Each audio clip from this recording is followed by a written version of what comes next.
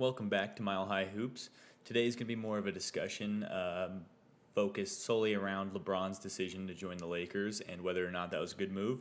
And we're going to get really deep into things and kind of around some of the other teams that he had as options, kind of just the main three or four, I guess.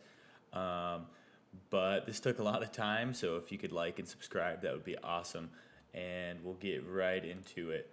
So I've got everything broken out on this spreadsheet by years. So up top is the Cavs, 2019 or 2017, all the way on till now. I didn't go all the way to the end for all of the teams because I thought it kind of get a little unnecessary because things would get really hazy as the years go on and based around where teams would land wins-wise and their draft picks and everything. I've got the salary cap and the luxury tax for each of those years up top here, as well as their total spending that they had for that year. And some important things to note. So I've got kind of the day that LeBron signed because it does matter. For some reason, Basketball Reference has this as a 9th, but regardless, and this is the amount that he signed, I just averaged it out to $38 million a year. And then the magic number teams would have to have had by 2018 and 2019 was this $63 million and a half some odd dollars. And at first I started by doing this, looking at this season, the 2018-19 season, and who they would have had to get rid of. But then I've realized it would make more sense to look the year before and find out who would have needed to just walk and not be re-signed, or who was on a deal that was longer that they needed to get rid of. And so I've got those ones labeled in gray. We'll get to that in a second. But if we're looking at the Cavs first, so if LeBron re-signed, this is pretty much what the roster would have looked like.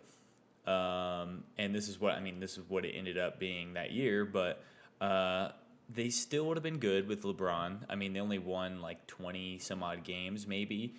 But I believe they would have had Colin Sexton still, so that would have been at least some sort of a benefit. But everyone was aging. I mean, Tristan Thompson pretty much disappeared shortly after this season. I mean, he was still on the roster getting paid, but he wasn't looking great. Brandon Knight was non-existent at this point. He was trash. JR still had another year or two of being decent. And then they had Clarkson, which pretty dang good scorer. This is the thing, though.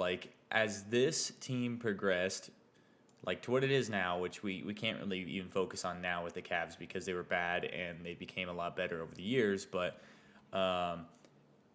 would a team of LeBron and Kevin Love and whatever, and Colin Sexton, whatever role players they could have got, been better than the Lakers now? Cavs, I pull out of this conversation and say that they would not have been a better choice than the Lakers, especially since LeBron did win the one championship. We do have to take that in consideration with all these teams, that LeBron did win one ring while he's with the Lakers, and so that does matter. It just, as far as the career since that ring and how it's been as a whole, but I think the Cavs would have been out. The Suns were the first team that I saw that were interesting and that were being talked about, and this was a team that I kind of thought about as well.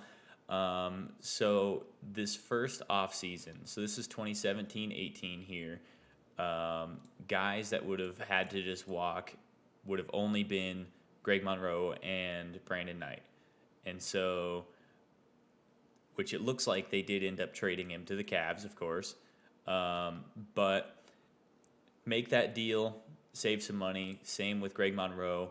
That puts them under this $63.5 million. They would have been able to sign LeBron for that same amount at that point. I've got guys in pink here that are players that they would have had bird rights on.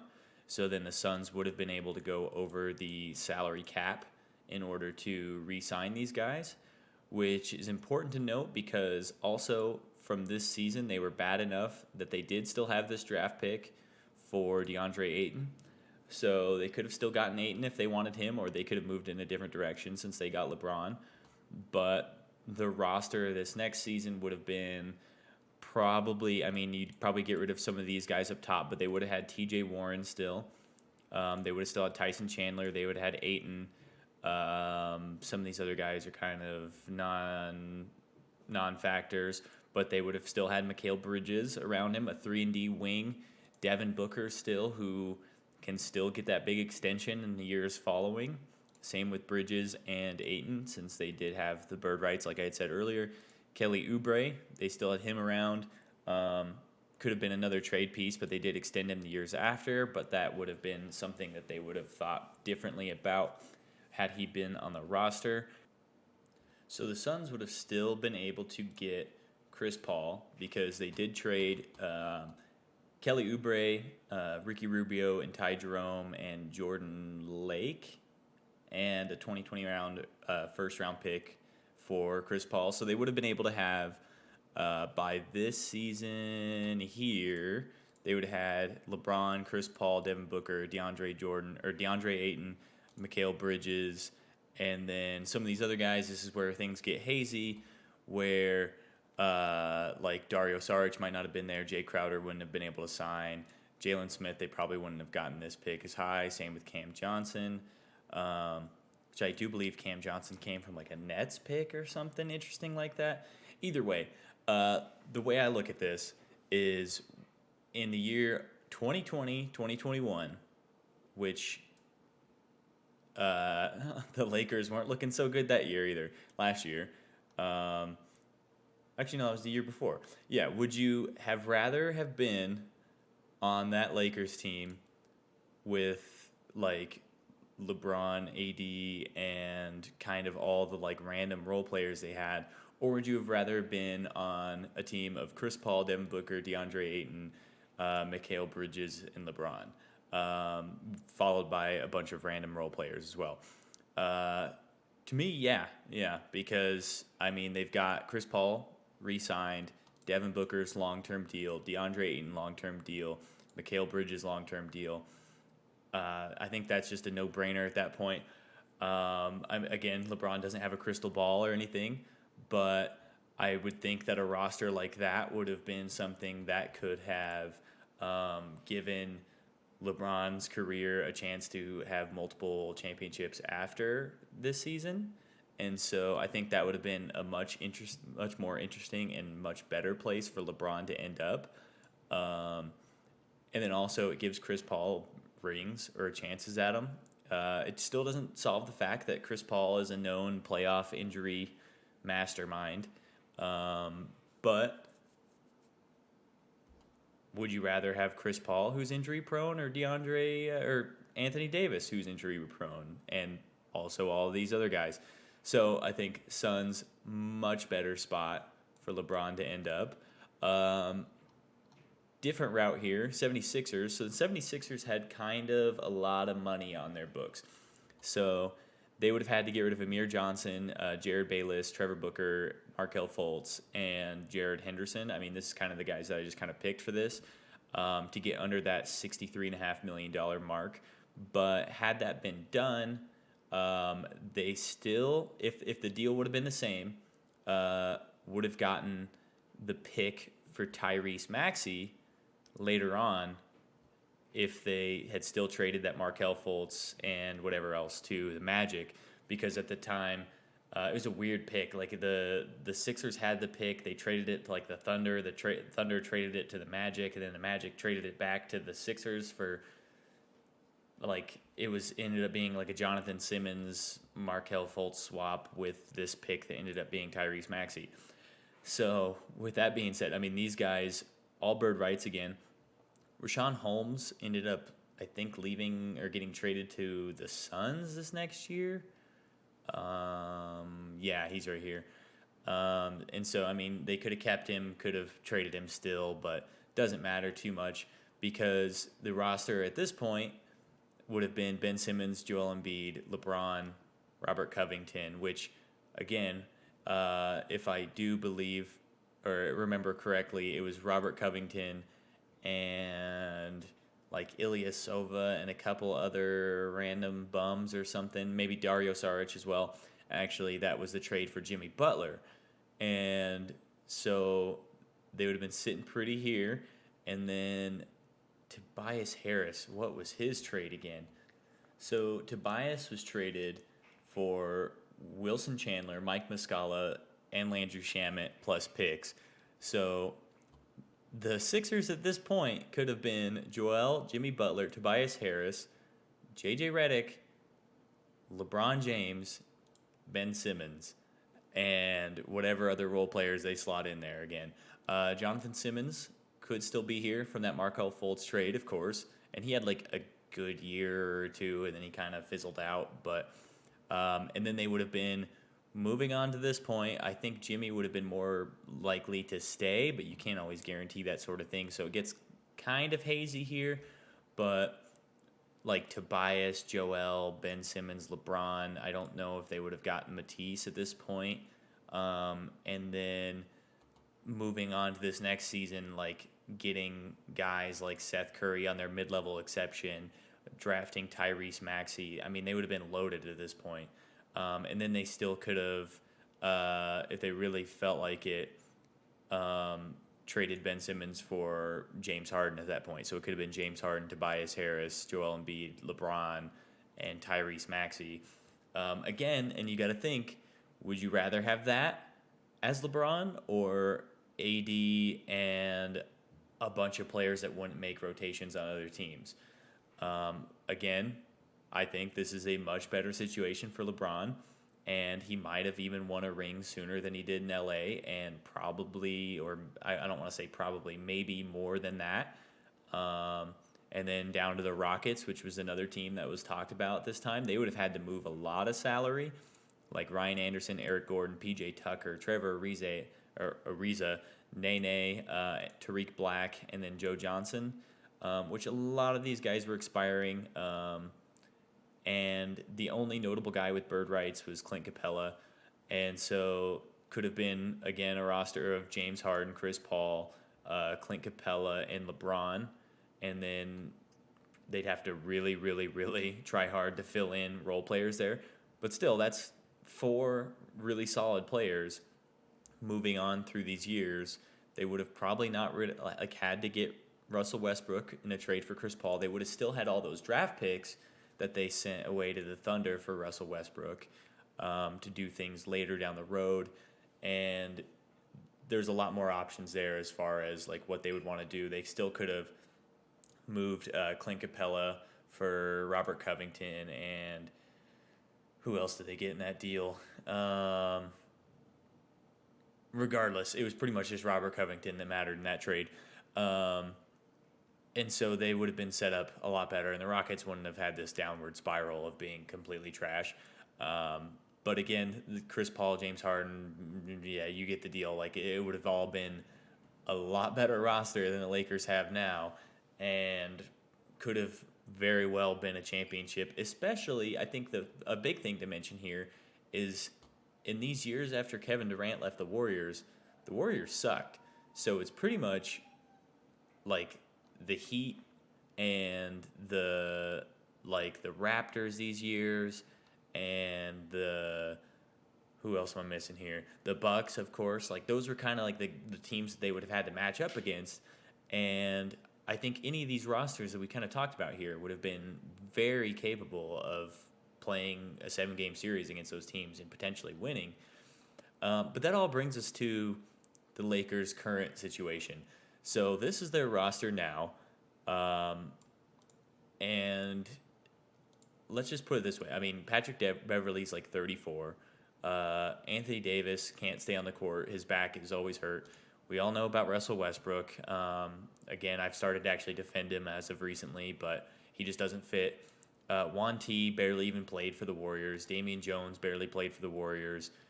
Troy Brown is Matt Ryan's, again, that guy that they said he only made the team because he can shoot. Wyndon Gabriel's young and isn't great.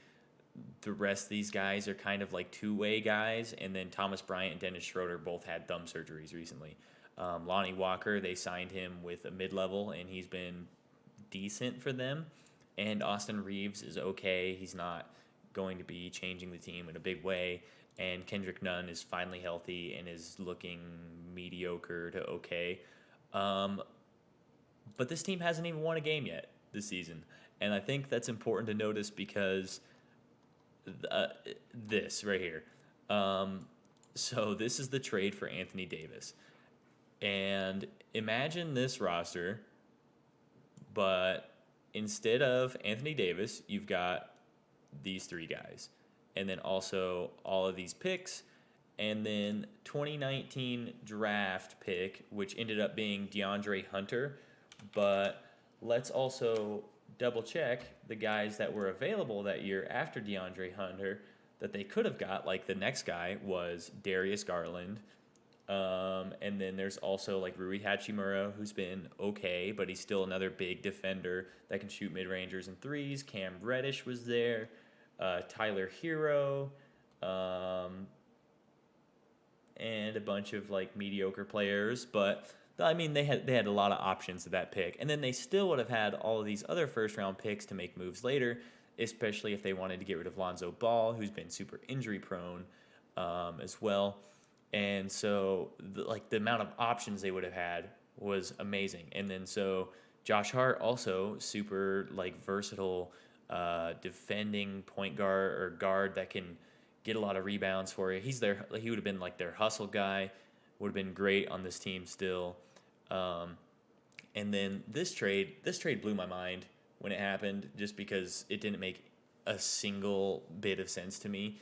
Kyle Kuzma was finally like he was looking good for the Lakers, but like he was finally taking strides as being a better defender, slightly more efficient scorer as well. KCP was just like a perfect player to have LeBron, like around LeBron. 3-and-D wing guard that can shoot, kind of handle the ball. Not that great, but like can handle it a tiny bit and kind of put them on their best guard. Montrezl Harrell, don't even care. But then they had this 22nd overall pick, and then they just got 2 second-round picks back, and then Russell Westbrook. And then the last thing was them choosing Talen Horton-Tucker over Alex Caruso, which this was another major blunder that I think everyone, even at the time, was kind of like, what? Why would you do that? And then it was, to my recollection, the only people really defending this were Lakers fans. Like, oh, THT is going to be crazy good. He's like this super, like, long guard that can, like, light it up and stuff. And I think everyone else was kind of like, I don't see that. So they would have had a lot more options. And so I think what I'm getting at here is maybe this wasn't LeBron's biggest mistake, more or less, than the Lakers front office is probably the worst front office in the NBA. I think a lot of people, even at the time of the Anthony Davis trade, were a little skeptical because of Anthony Davis's durability. But I think any situation that LeBron would have been in would have been better than where he's at now. Literally anything. He could have stayed with the Cavs, and they could have been mediocre to sucky, and they still would have been better than the Lakers now. He could have joined the Suns, and their depth could have been completely trash, but they could have had a good starting lineup. Still would have been better than now. Sixers, same exact situation. Bad depth, great starting lineup, would have been way better than now. Rockets, same exact thing.